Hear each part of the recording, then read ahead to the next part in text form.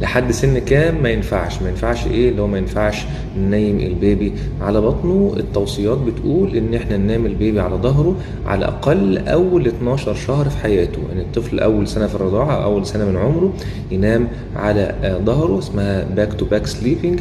وده فعلا نجح ان هو يقلل متلازمه الموت المفاجئ للرضع بنسبه 80% حول العالم. بما انك سالت بقى، فنقول شويه حاجات برضو تقلل متلازمه الموت المفاجئ. اول حاجه ان احنا مفيش حد يشرب سجاير جنب الطفل. تاني حاجة ان الام ما تنامش جنب الطفل، وده افضل بكتير. امهات كتير قوي لما بتنام بتخش في نوم عميق قوي لدرجة ان ممكن تتقلب وما تحسش، فممكن تتقلب بعد الشر و تضايق الرضيع بتاعها او تتقلب عليه.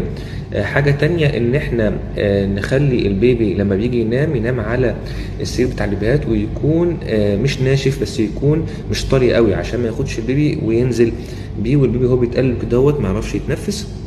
فيكون فيرم، يعني مش ناشف، بس يكون ايه هارد سنه، يعني ما يوجعوش بس ما هوش طري قوي، ما يغص كده. عارفين مش زي السير بتاع الفنادق كده اللي هو بيبقى ليه طري قوي، المخده طري قوي، لا ده مش عايزينه. اخر حاجه ان احنا ما ننيمش الرضيع على مخده. الحاجات دي كلها ان شاء الله باذن الله تمنع متلازمه الموت المفاجئ. ربنا يحفظ اطفالنا يا رب.